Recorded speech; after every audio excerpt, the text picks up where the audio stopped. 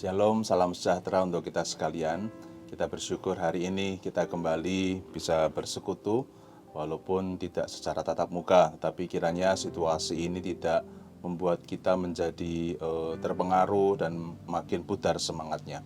Nah, Bapak Ibu, sebelum kita membaca dan merenungkan firman Tuhan, mari kita berdoa lebih dahulu.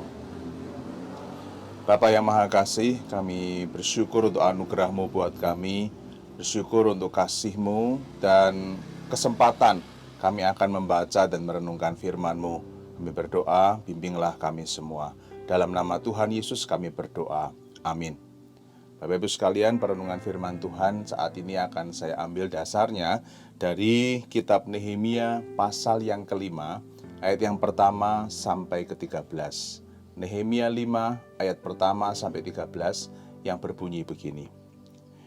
Maka terdengarlah keluhan yang keras dari rakyat dan juga dari pihak para istri terhadap sesama orang Yahudi.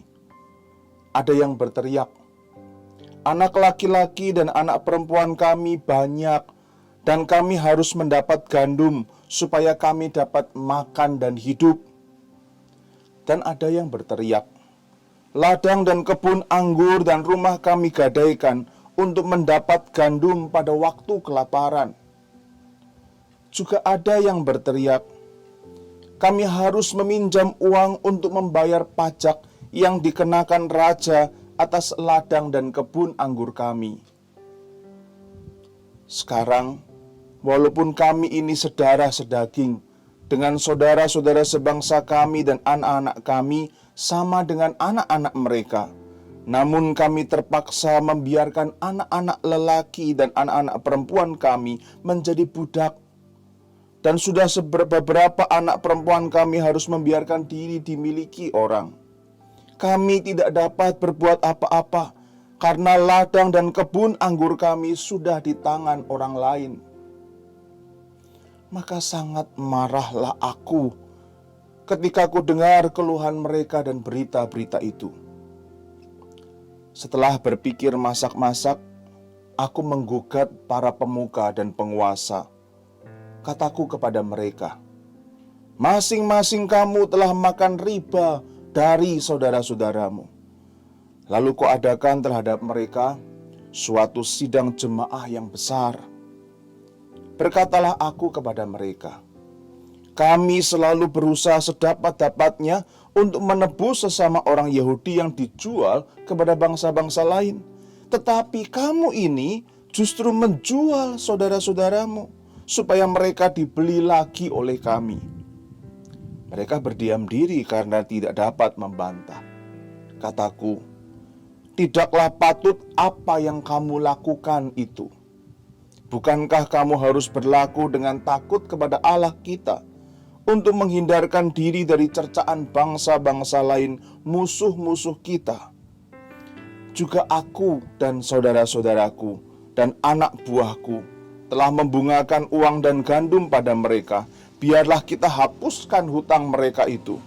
Biarlah kamu kembalikan kepada mereka hari ini juga ladang mereka, kebun anggur, kebun zaitun dan rumah mereka. Pula hapuskanlah hutang mereka, yakni uang serta gandum, anggur dan minyak yang kamu tagih daripada mereka.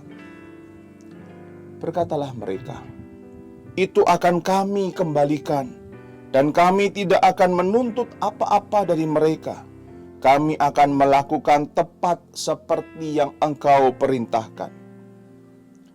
Lalu aku memanggil para imam dan menyuruh mereka bersumpah bahwa mereka akan menepati janji mereka. Juga aku kebas lipatan bajuku sambil berkata, demikianlah setiap orang yang tidak menepati janji ini akan dikebas Allah dari rumahnya dan hasil jerih payahnya. Demikianlah ia dikebas dan menjadi hampa. Dan seluruh jemaah berkata, amin. Lalu memuji-muji Tuhan. Maka rakyat berbuat sesuai dengan janji itu. Sampai demikian jauh pembacaan firman Tuhan. Selamat dan berbahagia kita semua yang mau dengan tekun dan setia membaca, merenungkan dan melakukan firman Tuhan di dalam kesehariannya. Bapak Ibu yang dikasihi Tuhan Yesus Kristus, rasanya hampir semua prestasi untuk mencapainya itu perlu perjuangan. Dan seringkali untuk berjuang itu diperlukan pengorbanan. Kadang-kadang berkorban waktu, tenaga, ide, bahkan tidak sedikit yang berkorban nyawa. Berjuang untuk diri sendiri maupun berjuang untuk keluarga kita, kelompok kita, gereja kita, sahabat dan teman kita. Itu diperlukan satu pengorbanan. Itu sebabnya Bapak Ibu sekalian, kalau kita membandingkan perjuangan untuk diri sendiri dan perjuangan untuk kelompok, yang artinya berkorban di dalam perjuangan untuk diri sendiri dibandingkan dengan berkorban di dalam perjuangan bagi keluarga dan kelompok kita, maka kita akan menemukan bahwa kita akan lebih banyak berani berkorban untuk perjuangan kita. Rasanya akan lebih sedikit kita berani berkorban untuk perjuangan kelompok kita, sekalipun itu adalah keluarga atau sahabat-sahabat kita. Nah, Bapak Ibu sekalian, di dalam kondisi yang seperti itu, seringkali kita tidak menyadari bahwa kemudian di dalam perjuangan untuk kepentingan diri kita sendiri ini, akhirnya kita juga mengorbankan orang lain. Kepentingan orang lain menjadi tidak terlalu penting dibandingkan perjuangan untuk diri kita sendiri. Itu kita temukan di dalam konteks bacaan kita, kitab Nehemia pasal yang kelima, ayat pertama sampai ke-11 ini. Nehemia mendengarkan keluhan dari orang-orang Yahudi yang merasa kesulitan. Satu pihak mereka harus membangun tembok Yerusalem, tapi di pihak lain mereka tertekan dengan beban pemikiran mengenai ladang mereka, mengenai anak-anak mereka laki-laki dan perempuan. Rupanya Bapak Ibu sekalian, pada masa itu ada masa kelaparan. Dan ketika masa kelaparan terjadi, mereka tidak memiliki cukup uang untuk memenuhi kebutuhan mereka. Maka terpaksa mereka menggadaikan ladang mereka, dan mereka menggadaikannya kepada para pemuka dan penguasa yang sama-sama orang Yahudi. Nah, karena ketika mereka tidak lagi punya uang, maka terpaksa mereka berhutang. Dan untuk melunasi hutang itu, maka mereka terpaksa menjadikan anak-anak lelaki dan perempuan mereka menjadi budak dari orang yang memberikan piutang. Dan itu adalah para pemuka dan penguasa. Nah, Bapak Ibu sekalian, Nehemia mendengar keluhan dari orang-orang yang berjuang itu. Kami satu sisi berjuang untuk tembok Yerusalem, tapi di lain sisi kami tertekan dengan beban pemikiran mengenai keluarga kami, ekonomi keluarga kami, ladang kami, dan terutama anak-anak kami. Dikatakan di sini Bapak Ibu sekalian, Nehemia mulai menyelidiki apa yang sebetulnya terjadi. Ternyata Bapak Ibu sekalian, para pemuka dan para penguasa pada waktu itu, mereka membungakan uang yang mereka berikan piutangkan kepada orang-orang Yahudi yang sedang berjuang itu dengan riba. Nah, Bapak Ibu, kalau kita membandingkan ayat ini atau kondisi ini dengan misalnya kitab Keluaran pasal 22 ayat 25, Imamat 25 ayat 35 sampai 37, ataupun Ulangan 23 ayat 19 sampai 20, kita akan menemukan bahwa Tuhan tidak menghendaki di antara orang Israel itu memungut riba yang sampai mencekik dan menjadi beban buat orang yang lainnya. Sebagai satu kesatuan umat Tuhan, mereka mesti belajar berjuang demi kepentingan bersama. Seharusnya ada semangat mau menolong, membantu, menopang saudara mereka sesama orang Yahudi. Tetapi Nehemia menemukan di sini justru para pemuka, para penguasa memanfaatkan kedudukan mereka untuk mendapatkan keuntungan sebanyak-banyaknya dan tidak peduli pada firman Tuhan yang menghendaki supaya mereka saling menolong dan saling membantu. Nah, itu sebabnya Bapak Ibu sekalian, kemudian Nehemia mengumpulkan mereka, menegur mereka dengan keras. Bapak Ibu sekalian, Nehemia adalah seorang yang sebetulnya sudah menunjukkan teladan. Bukan seperti itu yang dia lakukan. Tidak sama dengan para pemuka dan para penguasa. Kita lihat ketika dia sebagai juru minuman raja di dalam pasal yang pertama, dia berdoa kepada Tuhan ketika mendengar kondisi Yerusalem yang tercela. Pasal 2 menceritakan dia memulai perjuangan yang pertama, yaitu dengan mempertaruhkan nyawanya. Dia berbicara kepada Raja Artasasta. Kenapa saya katakan dia mempertaruhkan nyawa? Oleh karena beberapa tahun sebelum ini, Raja Artasasta pernah mengeluarkan surat untuk menghentikan pembangunan tembok Yerusalem. Nah, ketika Nehemia termotivasi untuk membangun tembok Yerusalem, dia mesti ngomong kepada raja lagi bahwa dia ingin melanjutkan pembangunan yang sudah di-stop oleh raja. Bukankah artinya dia melawan perintah dari raja sendiri, surat dari raja sendiri? Tetapi Nehemia melakukan.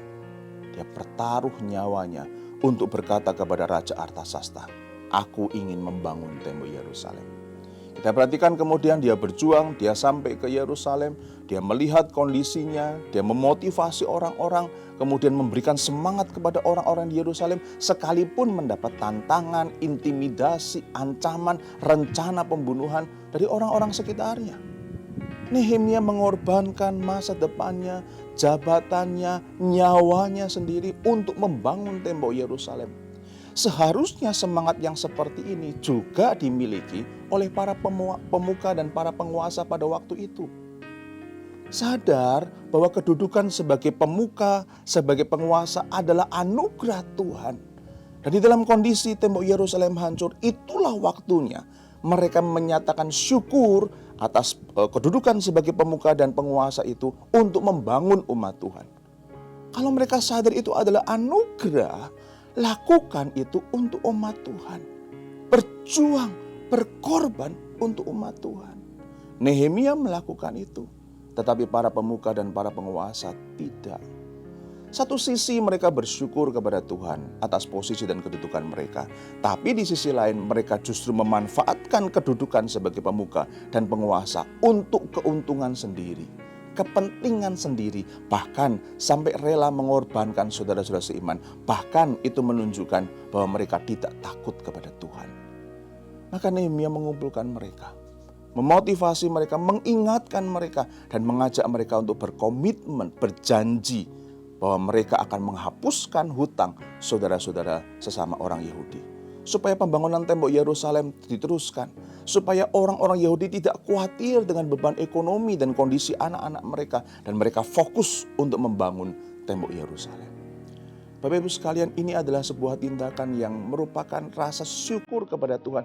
Dan membedakan Nehemia dibandingkan bangsa-bangsa lain. Bapak Ibu sekalian, sebetulnya teladan yang sama juga dilakukan oleh Tuhan Yesus, bukan? Dia datang ke dalam dunia bukan untuk kepentingannya, tapi kepentingan manusia.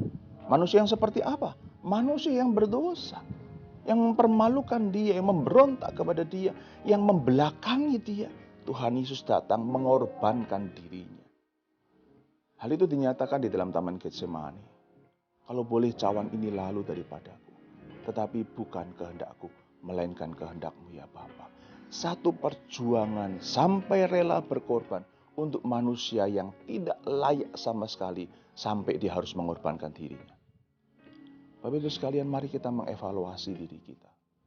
Apakah pola hidup kita adalah pola hidup yang sebagaimana Kristus, yang ilahi, yang kristiani, rela berkorban untuk saudara seiman.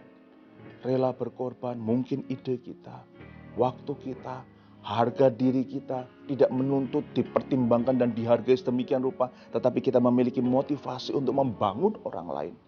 Itulah yang membedakan kita dibandingkan orang-orang yang tidak percaya kepada Tuhan Yesus. Nehemia sudah membuktikan, Tuhan Yesus sudah membuktikan. Lalu bagaimana dengan kita? Kiranya Tuhan memberikan kekuatan kepada kita sekalian.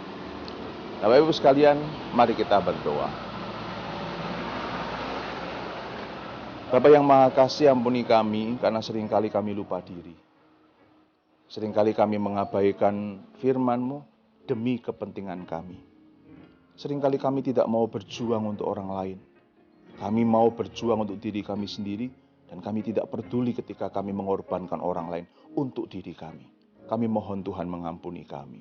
Kiranya lewat renungan hari ini kami betul-betul belajar untuk memiliki pola hidup, pola pikir yang betul-betul sesuai dengan firman-Mu.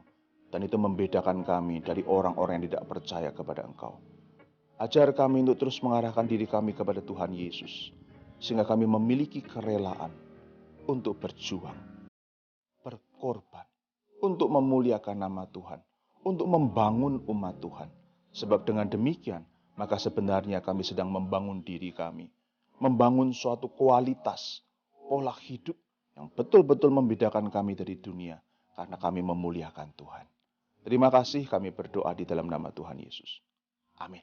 Tuhan memberkati kita sekalian.